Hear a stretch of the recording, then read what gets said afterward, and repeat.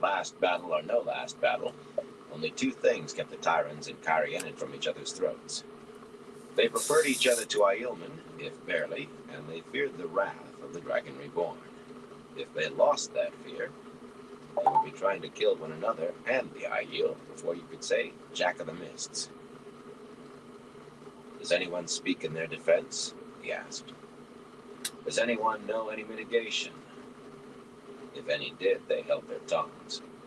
Counting the servants, nearly 24 pairs of eyes watched him, waiting. Perhaps the servants... Hey, Fire. How you doing? Zulin and the maidens watched everything except... Cheers to you, too. I'll be on just a sec. Their lands and estates confiscated. I've got to finish munching my burrito that I had made. For every man whose name is known.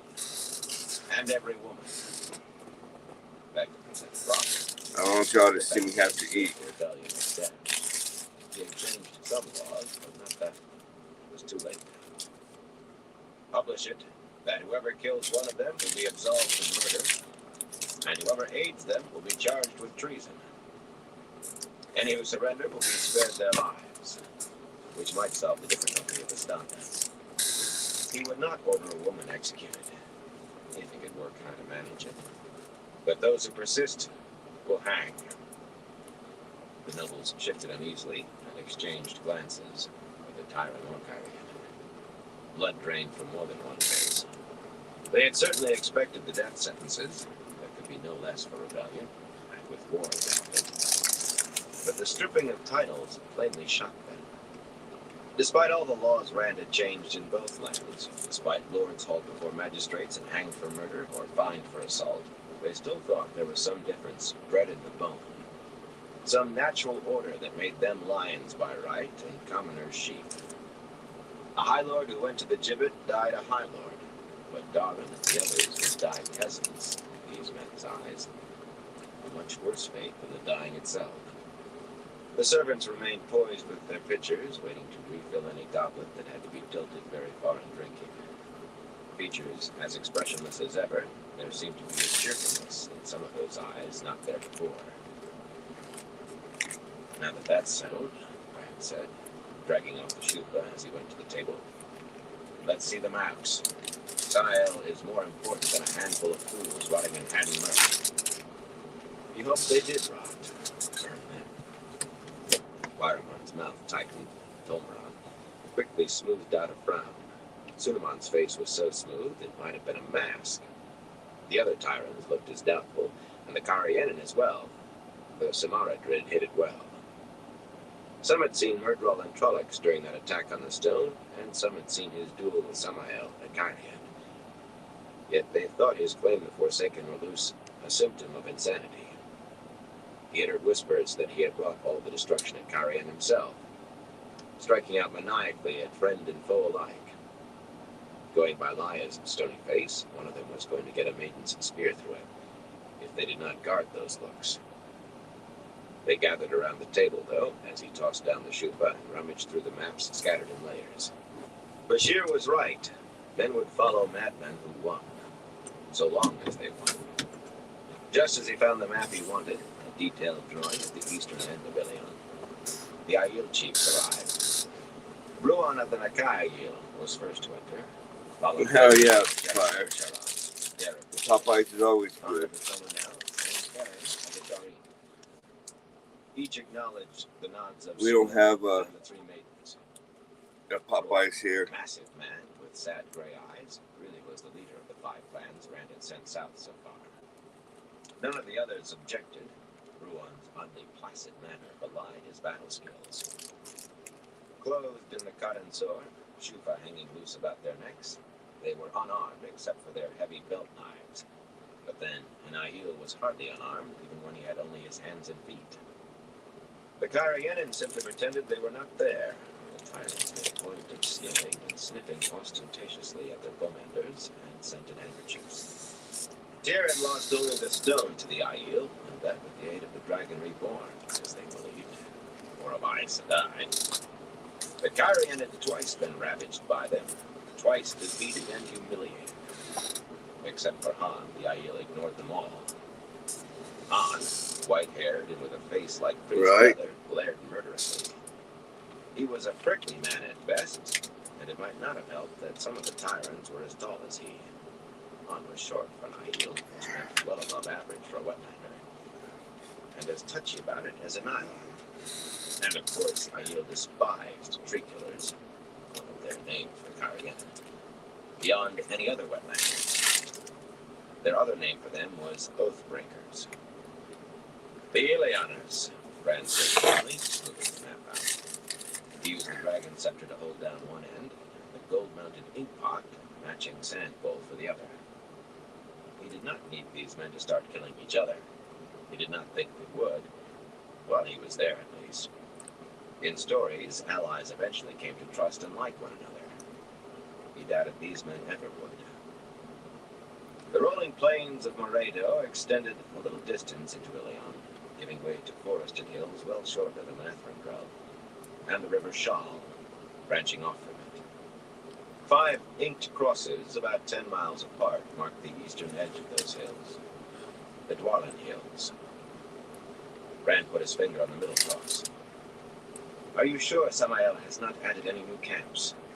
A slight grimace on Wyron's face made him snap irritably. Lord Bren, if you prefer then, or the Council of Nine, or Madden Stepaneos Dane Balgar, if you want the king himself. Are they still like this? Our scouts say so, Geron said calmly. Slender as a blade is slender, his light brown hair heavily streaked with gray, he was always calm. Now that the Sharad's 400-year blood feud, the 14 ended with Brown County. Sovin Nai and Duada Madin keep a close watch. He nodded slightly in satisfaction, and so did Derek. Jaron had been Sovin Nai, a knight hand before becoming chief, and Derek Duada Madin, a water seeker. We know any changes in 5 days by runners. My scouts believe they are, Wyron said, as if Jaron had not spoken.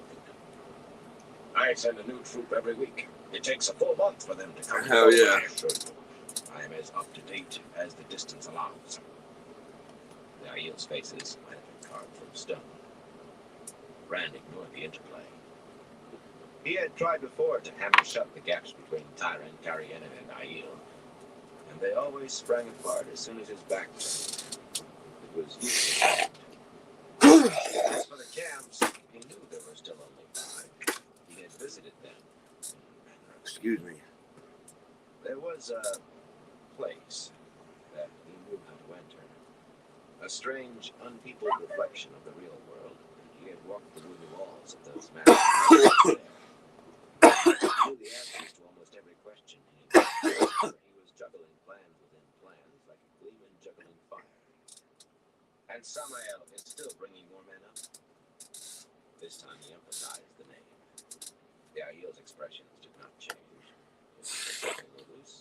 Signal were loose. The world had to be faced as it was, not as you wished it to be.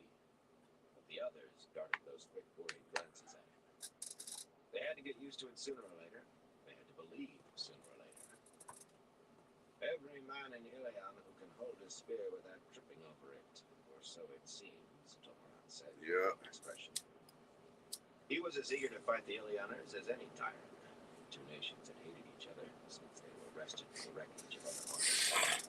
Their victory was one of wars fought on the slightest excuse. But he seemed a little less likely than the other High Lords to think every battle could be won by one good charge. Every scout that makes it back reports the camp's larger, with more formidable defenses. We should move now, my Lord Dragon, Wyron said forcefully. Burn my soul, I can catch the Ilioners with their breeches around their ankles. They've tied themselves down. Why, they hardly have any horse at all. I'll crush them in detail, and the way will be open to the city. In Ilion, as in Tyr and Cairhien, the city was the city that had given the nation its name. Burn my eyes. I will put your banner over Ilion in a month, my Lord Dragon. Almost. Glancing at the Cairhien, the atom was the word being pulled from him. Samoradrid, and I will. Samoradrid bowed slightly. Very slightly. No, Bran said curtly. Our was a plan for disaster.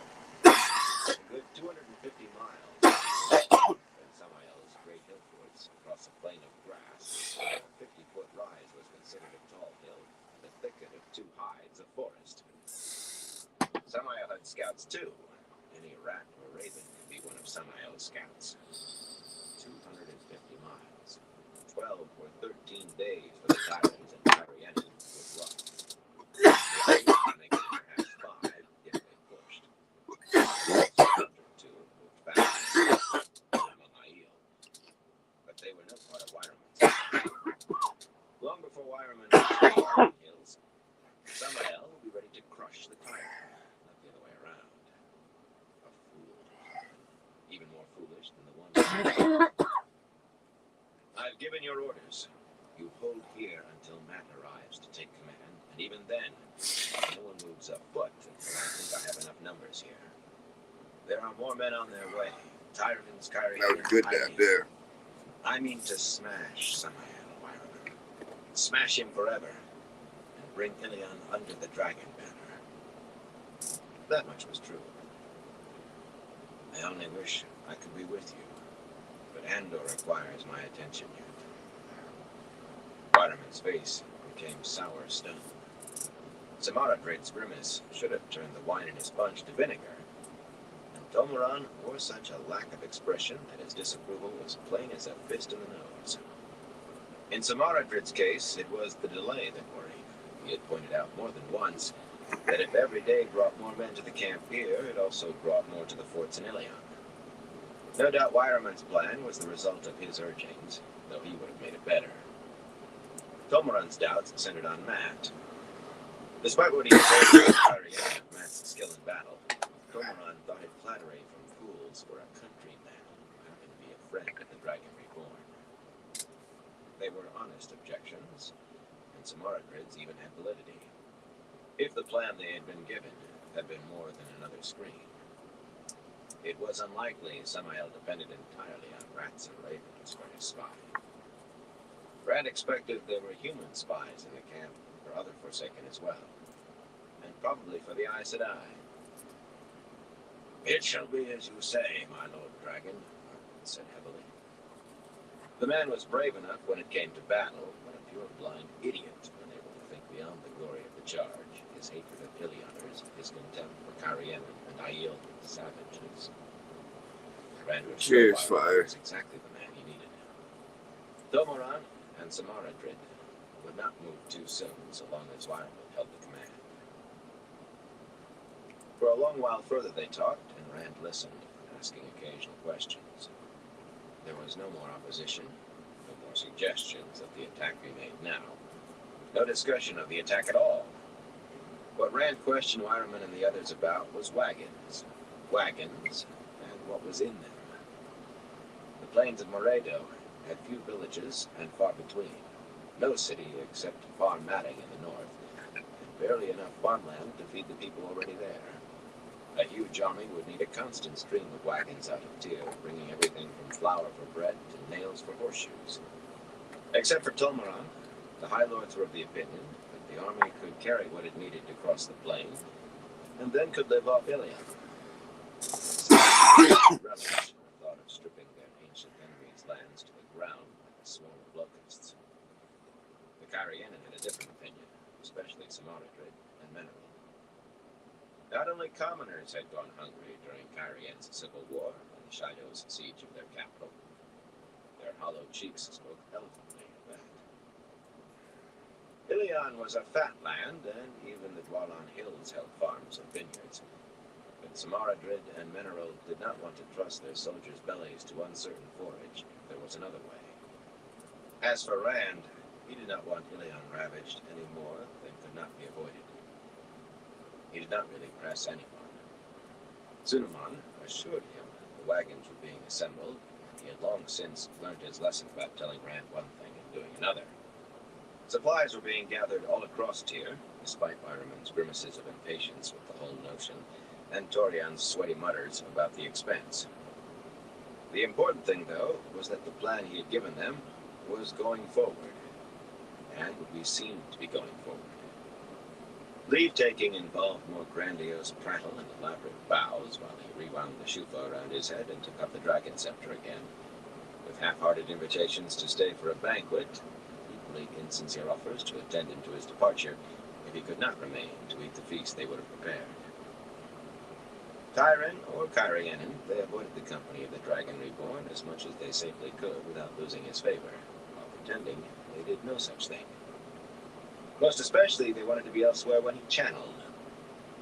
They did escort him to the entrance, and a few steps outside, of course, but Sunamon sighed audibly when he left, and heard Dorian actually giggling in relief.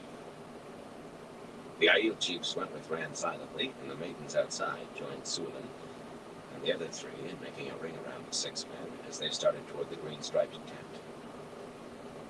This time, there were only a few cheers, and the chiefs said nothing. They had said almost as little back in the pavilion. Rand commented on it, and Derek said, "These wetlanders do not want to hear us."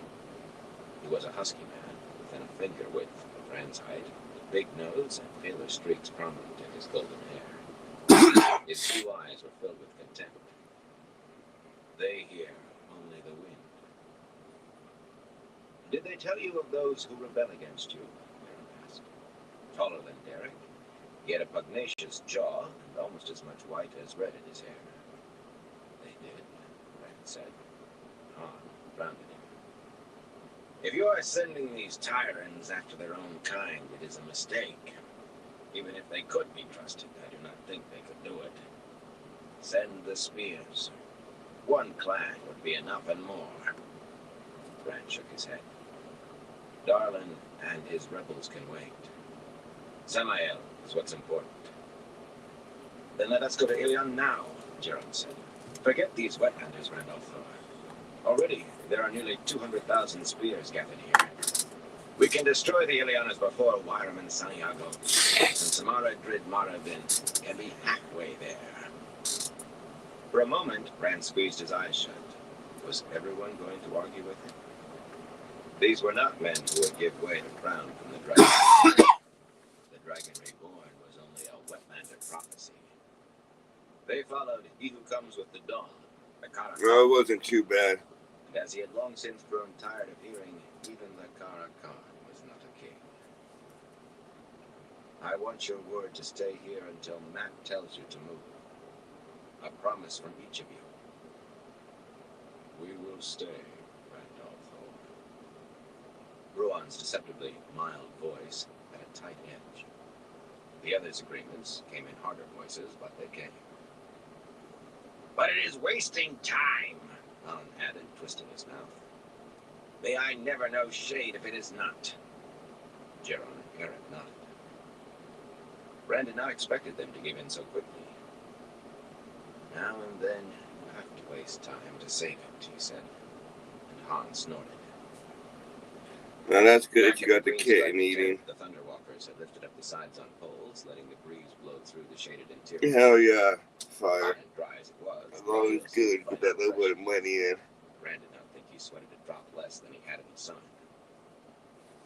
He pulled off the shufa as he settled to the layered rugs, with Ruan and the other chiefs facing him. I couldn't hear out my scepter. Added their number to the Thunderwalkers around the tent. Every so often banter between them drifted in, and laughed around. This time Lyron seemed to be getting the better of it. At least the maidens rattled spears against bucklers at his twice. Rand understood almost none of it. Thumbing his short-stemmed pipe full of tobacco, he passed the goatskin pouch around for the chiefs to fill their pipes. He had found a small cask of good Two Rivers leaf and came on. Then channeled his alight while they sent a Thunderwalker for a burning twig from one of the cook fires. When all the pipes were lit, they settled down to talk, puffing contentedly. The conversation lasted fully as long as his discussion with the lords, not because there was that much to talk about, but because Rand had talked alone with the wetlanders. Aiel were touchy about honor. Their lives were governed by Giotto, honor and obligation, with rules as complex and odd as their humor. They talked of the Aiel still on their way down from Carian, of when Matt would arrive, and of what, if anything, should be done about the Shido. Let me use my They talked about hunting, old reliable. whether brandy was as good as it was fine, and about humor. Even patient Ruan finally spread his hands in surrender and gave up trying to explain Aiel jokes. What under the light was funny about a woman stabbing her husband by accident, whatever the circumstances, or a man ending up married to the sister of the woman he wanted to marry? Han grumped and snorted and refused to believe Rand did not understand. He laughed so hard at the one about the stabbing that he nearly fell over. The one thing they did not talk about was the coming war with Ilion. When they left, Rand stood squinting at the sun halfway down toward the horizon. Han was repeating the story about the stabbing. The parting chiefs chuckled over it again. Tapping his pipe out on the heel of his palm, Rand ground the dot on the foot of the dust. There was still time to return to Caemlyn and meet Bashir. But he went back inside the tent and sat watching the sun sink. As it touched the horizon, turning red as blood, Nyla and Samara brought him a plate of mutton stew heaped high enough for 2 men, a round loaf of bread and a pitcher of mint tea that had been set in a bucket of water to cool. "You do not eat enough," Samara said, trying to smooth his hair before he moved his head away. And Nyla, "If you did not avoid Avienda so, she would see that you ate." "He attracts her interest, then runs from her," Samara muttered. "You must attract her again. Why do you not offer to wash her hair?" "He should not be that forward," Nyla said firmly. "Asking to brush her hair will be more than enough. He does not want her to think him forward." Samara sniffed. "She will not think he is forward when he runs from her. You can be too modest, Randall Thor. You do realize that neither of you is my mother, don't you?" The 2 cotton sore-clad women looked at each other in confusion. "Do you think this is another wetland?" Nyla asked, and Samara shrugged. Hell yeah, fire. "I do not know. I'm smoking It does not roaches. She patted Rand on the back. I have a little bit of "I am dab sure it's a left. good joke, but you must explain it to us." Rand suffered in silence, grinding his teeth. They watched him eat. They literally watched every spoonful. Matters became no better when they left him with his plate and Sulin joined him. Sulin had some blunt and most improper advice on how he could attract Avienda's notice. Among the Aiel, it was the sort of thing a first sister might do for a first brother. "You must be decently modest in her eyes," the white-haired maiden told him, "but not so modest she thinks you boring. Ask her to scrape your back in a sweat tent, but shyly, with your eyes downcast. When you undress for bed, let yourself dance as if life pleases you. Then apologize when you suddenly realize she is there. I'm not complaining on it. Yourself straight into your It's better blankets. than nothing. Can you blush?" A great deal of suffering in silence. The maidens knew too much and not enough. When they returned to Caemlyn, well after the sun had gone down, Rand crept into his apartment with his boots in his hands, fumbling his way through the anteroom into his bedchamber in the dark. Even if he had not known Avienda would be there, already on her pallet on the floor by the wall, he would have felt her presence. In the stillness of the night, he could hear her breathing. For once it seemed he had managed to wait long enough for her to fall asleep. He had tried to stop this, but Avienda paid him no mind, and the maidens laughed at his shyness. All our sugar leaves, everything from one of the Good things trims if a man went alone, they agreed. and the So long as freezer not carried too far. to be made into butter. He climbed into his bed with a sense of Avienda was already asleep, and some disgruntlement that he dared not light a lamp to wash. And she turned over on her pallet. Very likely she had been awake all along. "Sleep well and wake," was all she said. Thinking what idiocy it was to feel this sudden contentment because a woman he wanted to avoid told him good night, he stuffed a goose-down pillow beneath his head. Avienda probably thought this the most marvelous joke. Taunting was almost an art among Aiel, and the nearer it came to bringing blood, the better. Sleep began to come, and his last conscious thought was that he had a huge joke of his own, though only he and Matt and Bashir knew it yet.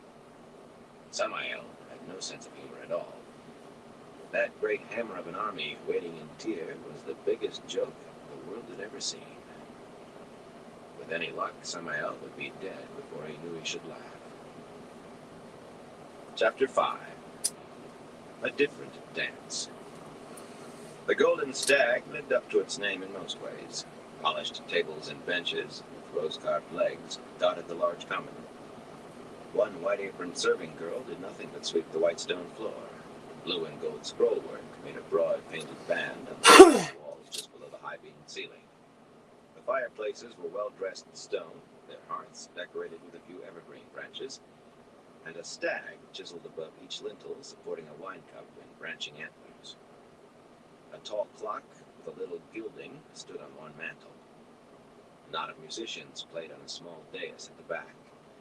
2 perspiring men in their shirt sleeves with keening flutes, a pair plucking 9-string bitterns, and a red-faced woman in a blue-striped dress working tiny wooden hammers across a dulcimer on thin legs. More than a dozen serving maids scurried in and out, stepping quickly in their aprons and pale blue dresses.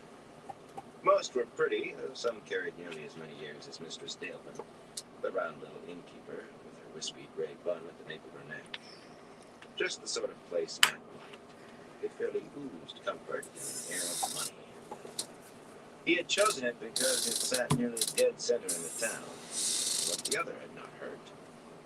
Not everything fitted the second-best inn in Mehron, of course. The smells from the kitchen were mutton and turnips again, and the inevitable spicy barley soup, and they mingled with the smell of dust and horses from outside. Food was a problem in a town jammed with refugees and soldiers, and more in camps all around it. Men's voices singing raucous marching songs came and went in the street. The sounds of boots and horses' hooves, and men cursing the heat. The common room was hot, too, without a breath of air stirring. Had the windows been swung out, dust would soon have coated everything inside, and it still would not have done much for the heat inside. Mehron was a griddle. As far as Matt could see, the whole bloody world was drying up, and he did not want to think about why. He wished he could forget the heat, forget why he was in Mehron, forget everything. His good green coat, gold embroidered on collar and cuffs, was undone, his fine linen shirt unlaced. Yet he still sweated like a horse. It might have helped to remove the black silk scarf looped around his neck, but he seldom did, as I could see. Draining the last of his wine, he set the burnished pewter cup on the table at his elbow. He picked up his broad-brimmed hat to fan himself. Whatever he drank no sooner went in than he sweated it out. When he chose to stay at the Golden Stag, the lords and officers of the Band of the Red Hand followed his lead, which meant all others stayed clear. That usually did not displease Mistress Dalevin. She could have rented out every bed 5 times over just among the lords and lordlings of the band. And that sort paid well, had few fights, and usually took them outside before spilling blood. This midday, however, only 9 or 10 men occupied the tables, and she occasionally blinked at the empty benches, and at her bun. Yeah, cheers. Much wine before evening. A large part of her. Let's do another dab. Wine. The musicians played vigorously, though. A handful of lords pleased with the music. Anyone with gold deserved him a lord, so far as they were concerned. Could be more generous than a room full of common soldiers. Unfortunately for the musicians' purses, Mac was the only man listening, and he whizzed at every third note. It really was not their fault. The music sounded fine, but you did not know what you were listening to. Matt did. He had taught it to them, clapping the beat and humming. But no one else had heard that tune in more than 2,000 years. The best to be said was that they had the rhythms right. A bit of conversation caught his ear. Tossing his hat down, he waved his cup to signal for more wine and leaned across his table toward the 3 men drinking around the next. What was that? We are trying to figure out how to win some of our money back from you, Tomanov said, unsmiling over his wine cup. He was not upset. Only a few years older than Matt's 20, and a head shorter, Talmanis seldom smiled. The man think of a compressed spring. No one can beat you at cards. Under half of the band's cavalry, he was a lord, he his head was shaved and powdered, though sweat had washed some of it away. A good many younger Kyrenian lords had taken up soldiers' styles. Manus's coat was plain too, without a nobleman's slashes of color, although he was entitled to quite a few. Not so, Matt protested. True, when his luck was in, it was perfect, but it ran in cycles, especially with things like cards. Like you won 50 crowns from me last week. 50 crowns. He would have turned backflips at winning one and wept at the thought of losing one. He had not had one to lose. How many hundred behind does that leave me? Thomas asked dryly. I want a chance to win some back. If he ever did start winning against Matt with any consistency, he would start worrying too. Like most of the band, he took Matt's luck as a chance. Dice are no bloody good. Commander of the band's foot, he drank thirstily and ignored a grimace only half hidden behind Elysian's oily beard. Most nobles Matt had met thought dice common, fit only for peasants. I've never seen you end the day behind a dice. It has to be something you have no control over, no hand in, if you understand. Just a little taller than his fellow Kyrenian Talmatus, Derred was a good 15 years older, his nose broken more than once, and 3 white scars crisscrossing his face. The only one of the 3 not nobly born, he wore the front of his head shaved and powdered too. Derred had been a soldier all his life. We thought horses, Elysian put in, gesturing with his pewter mug. A blocky man, taller than either of the Kyrenian.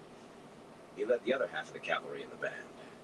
Given the heat, I often wondered why he kept his luxuriant black beard, but he trimmed it every morning to keep the point sharp. And where Derred and Talmatus wore their plain gray coats hanging open, Elysian had his, green silk with those padded tyrant sleeves, striped and cuffed in gold satin, buttoned to the neck. His face glistened with sweat that he ignored. Burn my soul, but your luck holds hard with battle and guns. And dice, he added with another grimace at Derred. But in horse racing, it's all the horse. Matt smiled and bumped his elbows on the table. Find yourself a good horse and we'll see. His luck might not affect a horse race. Aside from dice and cards and the like, he could never be sure what it would touch. But he had grown up watching his father trade horse flesh, and his own eye for a horse was fairly sharp. Do you want this wine or not? I cannot pour it if I cannot reach your cup.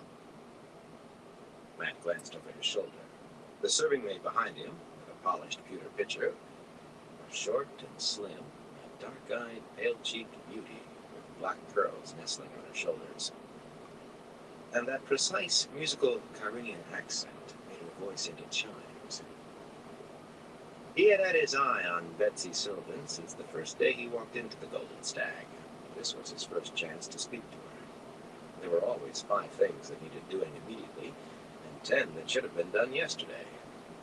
The other men had already buried their faces in their wine, leaving him as alone with the woman as they could without walking out. They had manners, even the 2 nobles.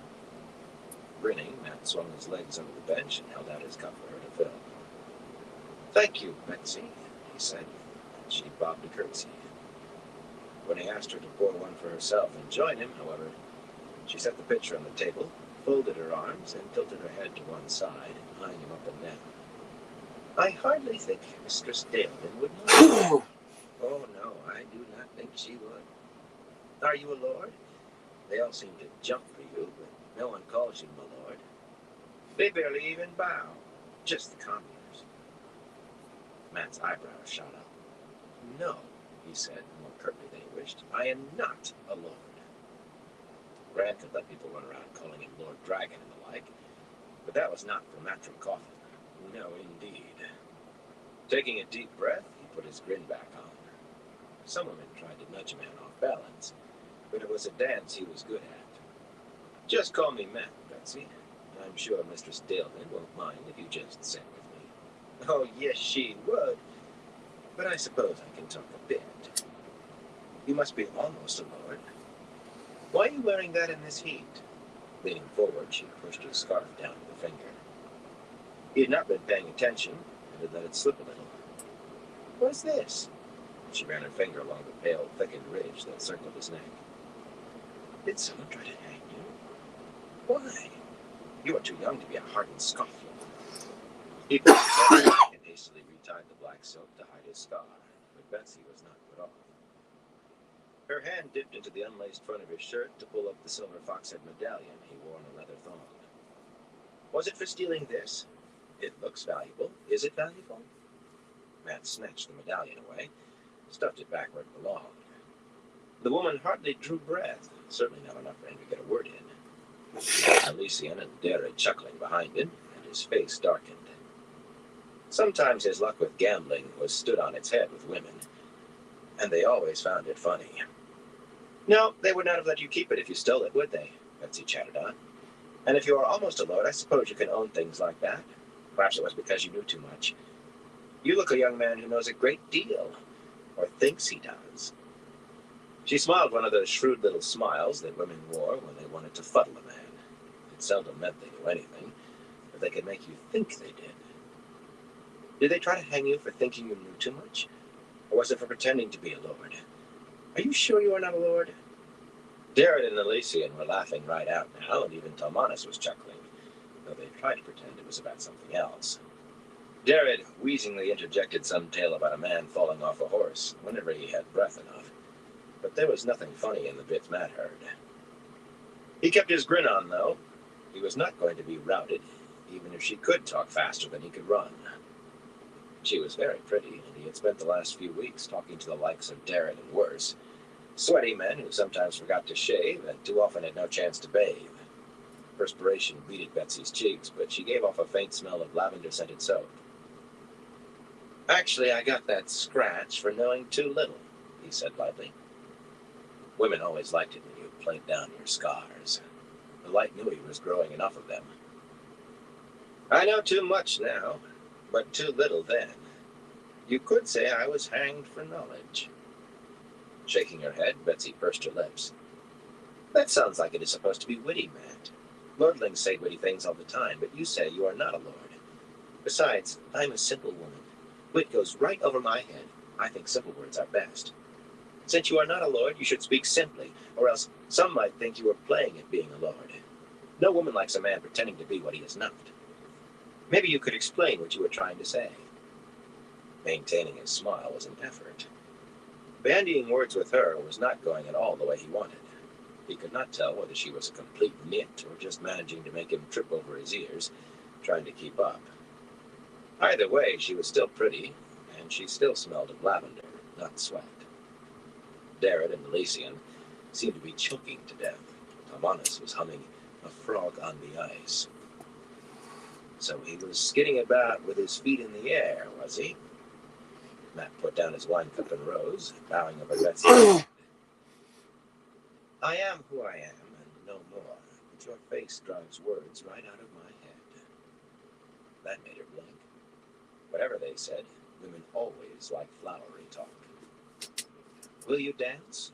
Waiting for an answer, he led her toward where a clear floor stretched the length of the common room through the tables. With luck, dancing would slow her tongue a little, and he was lucky after all. Besides, he had never heard of a woman whose heart was not softened by dancing. Dance with her, and she will forgive much. Dance well, and she will forgive anything. That was a very old saying. Very old. Betsy hung back, biting her lip and looking for Mistress Dalevin.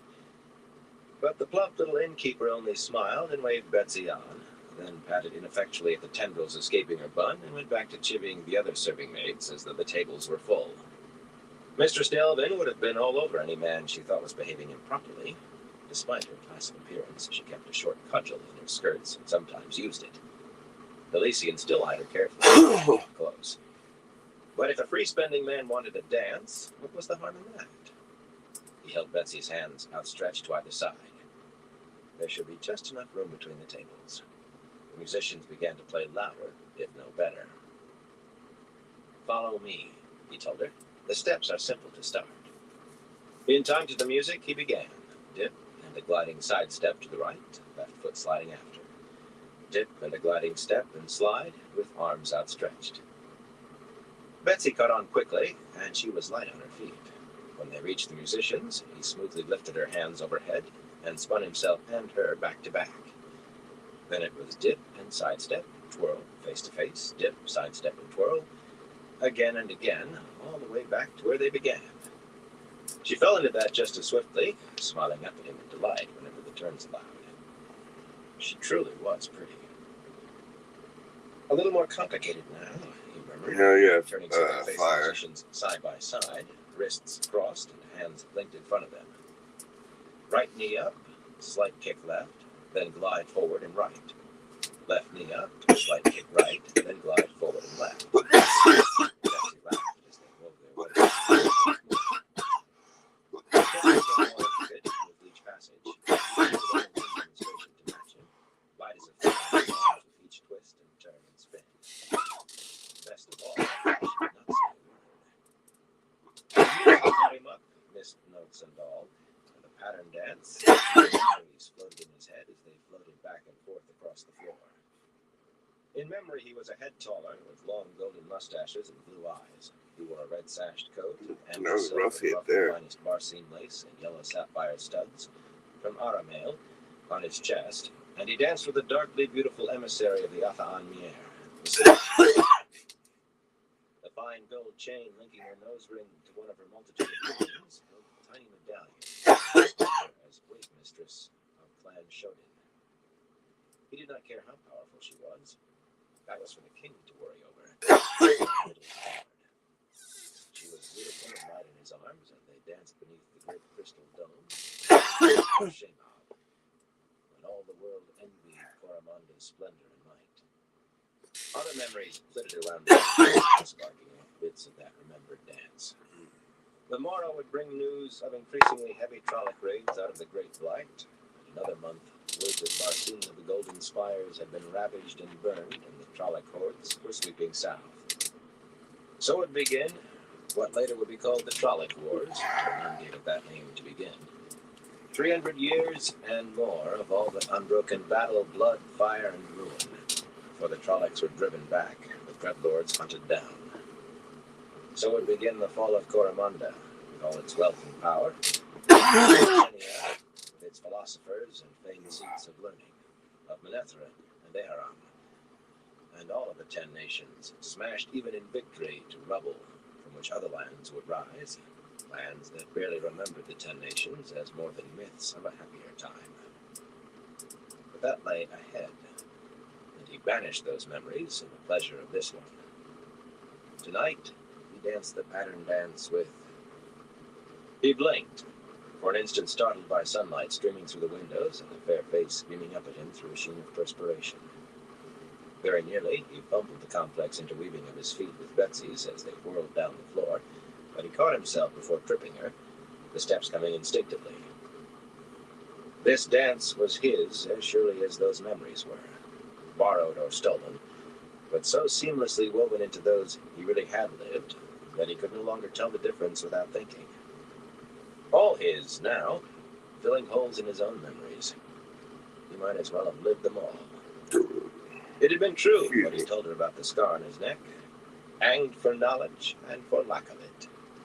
Twice he had stepped through a tirangrial like a bull-goose fool, a country idiot thinking it simple as a walk across the meadow. Well, almost as simple. The results only hardened his mistrust of anything to do with the One Power. The first time he had been told he was fated to die and live again, among other things he did not want to hear. Some of those other things had set him on the path to his second journey through a tirangrial, and that had led him to having a rope tied around his neck. A series of steps, each taken for a good cause or pure necessity, each seeming so reasonable at the time, each leading to things he had never imagined. He always seemed to find himself caught in that sort of dance. He had been dead for sure until Rand cut him down and revived him. For the 100th time, he had remade a promise to himself. From now on, he was going to watch where he put his feet. No more jumping into things without thinking what might come of it. In truth, he had gained more than the scar that day. The silver fox head, for one, its its single eye shaded to look like the ancient symbol of Aes Sedai. Sometimes he laughed so hard over that medallion that his ribs hurt. He did not trust any Aes Sedai, so he even bathed and slept with the thing around his neck. The world was a funny place. Funny peculiar, usually. Another gain really had been knowledge, if unwanted knowledge. Slices of other men's lives packed his head now. Thousands of them. Sometimes hours, sometimes years altogether, though in patches. Memories of courts and combats stretching for well over 1,000 years. From long before the Trolloc Wars to the final battle of Arthur Hawkwing's rise. All his now, or it might as well be. Elysian and Darren and Talmanas were clapping to the music, and the other men scattered around the tables too. Men of the Band of the Red Hand, urging their commander on in his dance. Light but that name made Matt cringe inside. He had belonged to a legendary band of heroes who died trying to save Manetheren. Not a man who rode or marched behind the band's banner, but thought they would end up in the legends too. Mistress Delvin was clapping as well, and the rest of the maids had stopped to watch. Those other men's memories were why the band followed Matt, though they did not know. Because his head held memories of more battles and campaigns than 100 men could have faced. Whether he had been on the winning side or the losing, he remembered how those battles were won or lost, and it took only a little wit to translate that into winning for the band. So far it had, at least. When he could find no way to avoid the fighting. More than once he had wished those bits of other men were out of his head. Without them, he would not be where he was, commanding nearly 6,000 soldiers, and more wanting to join every day. About to lead them south and take command of the bloody invasion of a land controlled by one of the bloody Forsaken. He was no hero, and did not want to be one. Heroes had a bad habit of getting killed. When you were a hero, it was toss the dog a bone and shove him into a corner out of the way, unless it was promise the dog a bone and send him out to die. The same for soldiers, for that matter. On the other hand, without those memories, he would not have 6,000 soldiers around him. He would stand alone, Ta'veren and tied to the Dragon Reborn, a naked target unknown to the Forsaken. Some of them apparently knew entirely too much about Mat Cauthon. Moraine had claimed he was important. Maybe Rand needed him and Perrin both to win the last battle. If she had been right, he would do what he had to. He would. He just had to get used to the idea. But he was not about to be a bloody hero. If he could just figure out what to do about the bloody Horn of Valir. Offering up a small prayer for Moraine's soul, he hoped she had been wrong. He and Betsy reached the end of the clear space for the final time, and she collapsed against his chest, laughing when he stopped.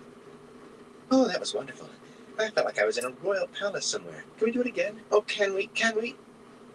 Mistress Delvin applauded for a moment, then the serving maids were standing about and rounded on them, sending them scurrying like chickens with vigorous waves of her arms. Does Daughter of the Nine Moons mean anything to you? The words just popped out. He was thinking about those Tiran'riel that did it. Wherever he found the Daughter of the Nine Moons, please, Lord, let it be a long time yet, it was a fervent thought. Wherever he found her, he would not be serving table at a small-town inn crammed full of soldiers and refugees. Then again, who could say when it came to prophecy? It had been prophecy, in a way, to die and live again, to marry the Daughter of the Nine Moons, to give up half the light of the world, to save the world, whatever that meant. He had died, after all, swinging on that rope. If that was true, the rest had to be. No way out of that.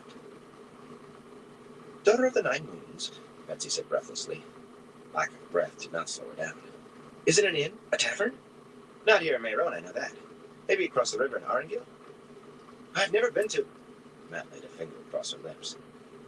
It doesn't matter. Let's dance another dance. A country dance this time, something from the here and now, with no memories but his attached to it. Only, he really did have to think to tell them apart now. A throat clearing made him glance over his shoulder, and he sighed at the sight of Adorian, standing in the doorway, steel-backed gauntlets tucked behind his sword belt and helmet beneath his arm.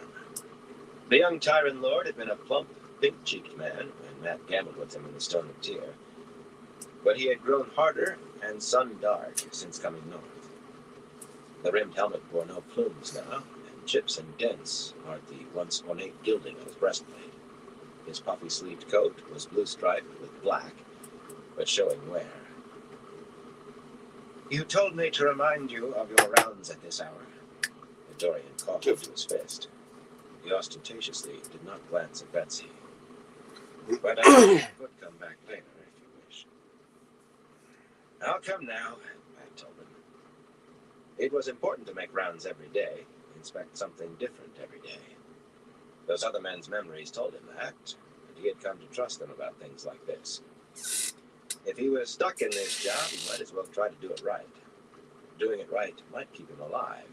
Besides, Betsy had drawn away from him and was trying to pat sweat from her face with her apron and straighten her hair at the same time. The euphoria was fading from her face. It did not matter. She would remember. "Dance well with a woman," he thought smugly, "and she's halfway yours." "Give these to the musicians," he told her, folding 3 gold marks into her hand. However badly they had played, for a time the tune had taken him away from Mayron and the immediate future. Anyway, women liked generosity. This was going very well. With a bow, just short of kissing her hand, he added, "Until later, Betsy. We'll dance again when I come back." To his surprise, she waggled a finger under his nose. Right, hopefully you do good on that fire. As if she had read his mind. Well, he had never claimed to understand women.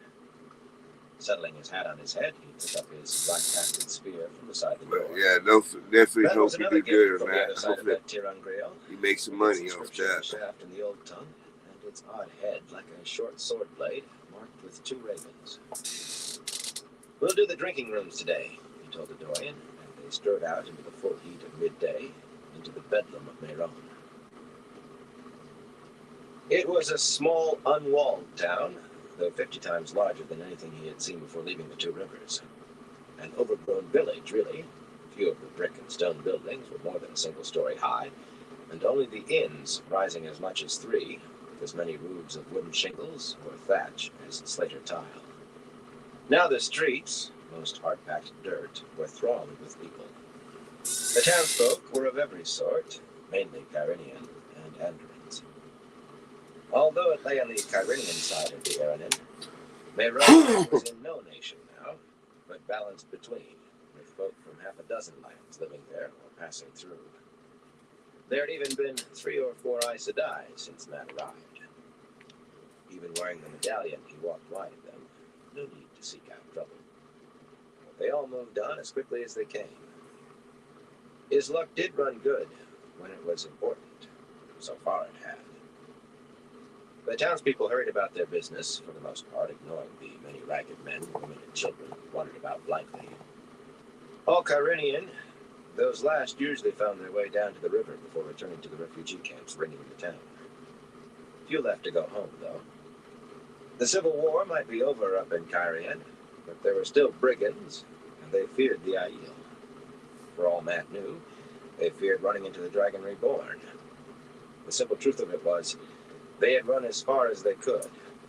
None had energy remaining for much beyond those trips to the river to stare at Andor.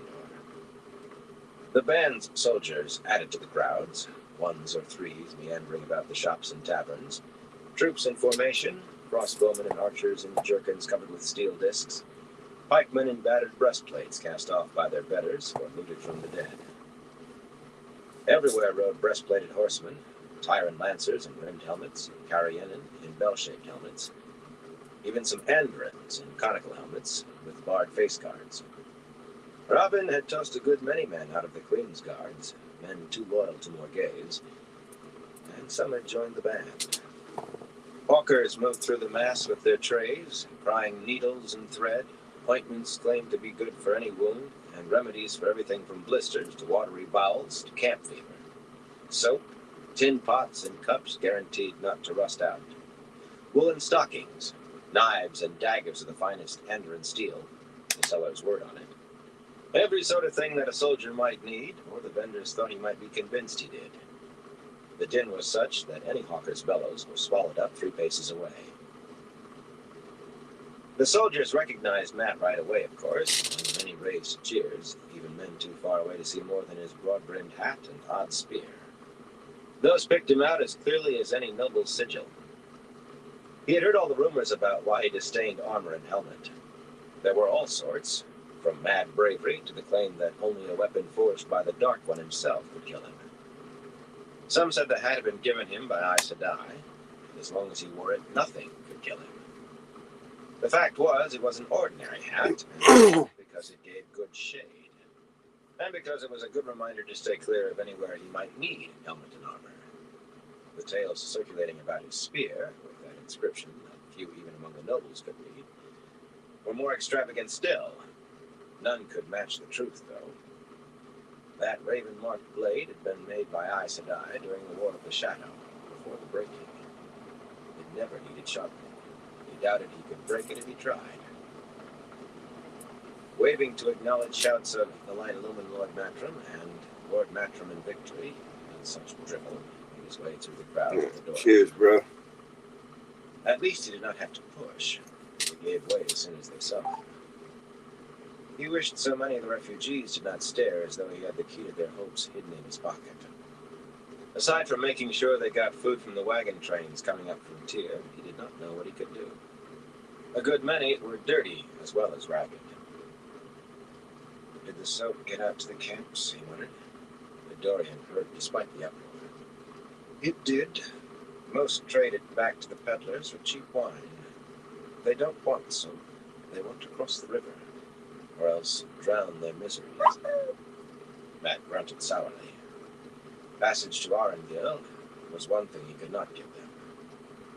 Until Civil War and worse tore Cairhien apart, they had only been a transit point for trade between Cairhien and Tyr, which meant it had almost as many inns and taverns as it did houses. The first 5 he poked his nose into varied little, from the Fox and the Goose to the Wagoner's Whip. Stone buildings with packed tables and the occasional budding fistfight, which Matt ignored. No one was drunk, though. The river gate, all the way across town, had been Mairon's best inn, but heavy planks nailed across its sun-carved doors served as a reminder to the innkeepers and tapsters not to get the band's soldiers drunk. Still, even sober soldiers fought, Tyrant against Cairhien against Anduin, foot against horse, one lord's men against another's, veterans against new recruits, soldiers against civilians. Fights were quelled before they got out of hand, though, by soldiers carrying cudgels and wearing red armbands that stretched from wrist to elbow. Each unit had to take its turn providing red arms, different men every day. The red arms had to pay for any damage the day they were on duty. It made them industrious in keeping the peace. At the Fox and Goose, a gleeman was juggling flaming batons, a stout man in his middle years, while another, a skinny, balding fellow at the Ereninen Inn, had his harp in hand and declaimed part of the Great Hunt of the Horn. Despite the heat, each wore his distinctive cloak, covered with patches of 100 colors that fluttered when he moved. The gleeman would give up a hand before that cloak. They had fairly attentive audiences. Many of the onlookers came from villages that eagerly greeted a gleeman's visit. More so than the girl singing on a table in a tavern called the Three Towers. She was pretty enough, with her long dark curls, but a song about true love was not likely to interest the raucously laughing men drinking there. The remaining places had no entertainment beyond a musician or two, yet the crowds were louder still, and dice games at half the tables made Matt's fingers twitch. But he really did almost always win, at least with dice, and it would not be right to take coin from his own soldiers. That was what most of the men at the tables were. Few refugees had coin to spend in common rooms. A handful of others dotted the members of the band. Here a lean, pork-bearded Dory with a moonstone the size of his thumbnail and one earlobe and silver chains across the chest of his red coat. There a copper-skinned Domani woman, though wearing a modest blue dress, eyes quick, and gemmed rings on all her fingers. Elsewhere a Tarabonner, in a conical, flat-topped blue cap, thick mustache hidden behind a transparent veil. plump men in Tyron coats, tight to the waist, or bony fellows in Mirandian coats, hanging to the knee. Sharp-eyed women in dresses, high-necked or ankle-length, but always in well-cut wool of sober color. Merchants all ready to leap in when trade reopened between Endor and Kyrian. And in every common room, 2 or 3 men sat apart from the others, usually alone, for the most part hard-eyed fellows, some well-dressed, others little better garbed than the refugees, but every one looking as if he knew how to use the sword at his hip or on his back. Matt identified 2 women with that lot, though neither showed a weapon. One had a long walking staff propped against her table, and he supposed the other had knives hidden in her riding dress. He carried a few throwing knives tucked about his person, too. He was sure he knew what she and the others were about, and she was a fool if she went at it unarmed. As he and Dorian stepped out of the wagoner's whip, Matt stopped to watch a blocky woman in divided brown skirts wend her way through the crowds. Unblinking eyes that caught everything in the street belied the apparent lucidity of her round face, and so did the studded cudgel at her belt, and a dagger, heavy-bladed enough to do for Nailman. So a third woman in the lot. Hunters for the Horn, that would call dead heroes back from the grave to fight in the last battle. Whoever found it would earn a place in the histories. If there's anyone left to write a bloody history, thought Riley. Some believe the Horn would turn up where there was turmoil and strife. 400 years since the hunt of the Horn was last called. This time people had all but dropped out of the trees to take the oaths. He had seen flocks of hunters in the streets of Kyrian, and he expected to see more flocks when he reached Tyr. Without doubt, they would be streaming toward Camelin now as well. He wished one of them had found the thing. His knowledge of the Horn of Bloody Valir lay somewhere deep in the White Tower. If he knew anything about the sky, he would be surprised if a dozen of them were aware of it. A troop of foot behind a mounted officer in a dented breastplate to the kind of between him and the blocky woman. Close to 200 pikemen. All right, everyone. I'm probably going to call it into this life right now. I'm running short on my StreamYard's time, but I want to thank everyone for stopping by, and man, he keeps coming back and chilling with me. Definitely appreciate all your support. Till next time, everyone. Y'all stay safe out there.